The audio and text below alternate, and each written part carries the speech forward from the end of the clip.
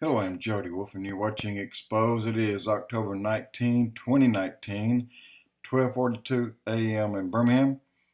Topic, guys, what do you think the worst words you could hear today would be? A lot of you, it may be, and you are the Father. Some of you is you open up your tax on your property and find out that it was $300 last year and this year is $1,200. That's going around. Or maybe it's the gavel slams and guilty as charged. What would scare you the most right now today? I'm going to tell you what would scare me more than anything in this world. A book I read in, I'm going to say, about 1980, written by an old timer that most people's not heard of, and if you have, you probably didn't like the man, Ernest Angley. I'm sure you can find it. The title of the book is called Raptured. When you open the book, what you will read in the first sentence is extra, extra, extra. Read all about it. Thousands disappeared yesterday. And it goes from there. Now, how could that possibly happen if, even though we have a rapture tonight, then the next day, how would it happen that you could hear someone running down the streets carrying a load of papers screaming, extra, extra, extra, read all about it, thousands disappeared? When there's a rapture, a lot of things will occur immediately. Immediately. If you're in bed asleep and it's 1 a.m., you'll wake up. You're going to hear something that wakes you up that'll scare the daylights out of you if you're left behind, but you won't know what it was. Turn on the TV. Snowy screen, there's nothing there. Go to the internet. Internet's down, there's nothing there. So about 6 or 7 hours later, you see all these young men running down the streets carrying loads of papers because they all were printed manually. And they probably aren't but 2 or 3 pages. Titled, extra, extra, extra. Read all about it. Thousands of people disappeared last night. And then 1,000 more disappeared this morning. Guys, can you imagine where you are when you hear those words? You're going to hear them. Those who are left behind, they will hear those words. Internet's going down. Your water will quit flowing to your house. You have no power.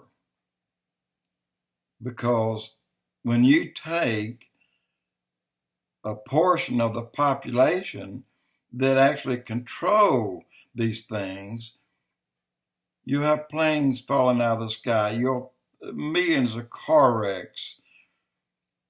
Panic up and down the streets.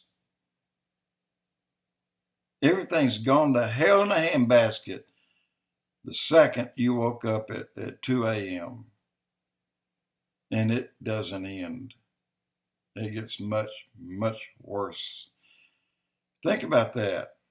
I urge you to, and I've not read the book since 1980. I wish I had it.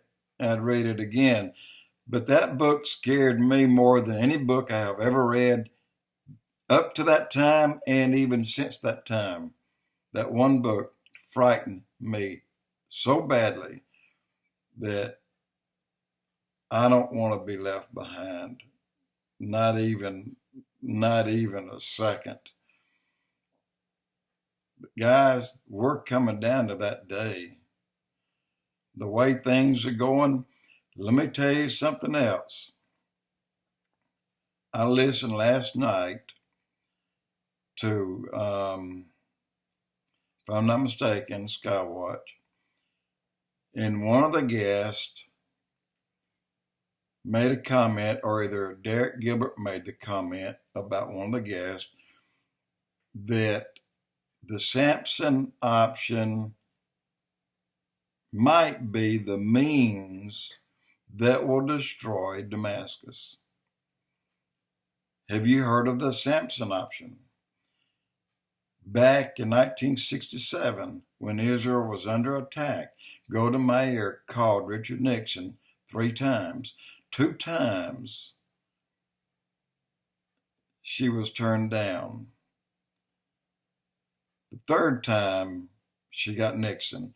And Nixon said, Madam Mayor, everything we have is on the way right now. Everything we have, we are coming.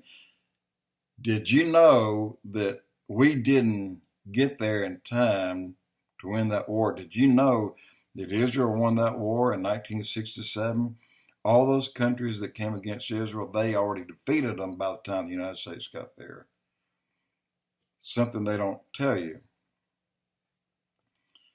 But she told Nixon, she said, we are about to use the nuclear or the Samson option. That is a nuclear bomb that's on a train that's parked inside of a mountain. You can hit that mountain with a bomb and it's not going to hurt that train or those nuclear bombs. But when you pull them out, they're aimed at about a dozen different locations, depending on what's come up against them.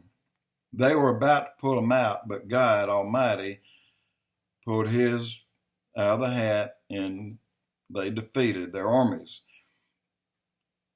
That Samson option, if you read it in the Bible, you read about how his hair was cut, his powers were taken away, then he was blinded, and he prayed one last time, just give me the energy. And he wanted energy for revenge.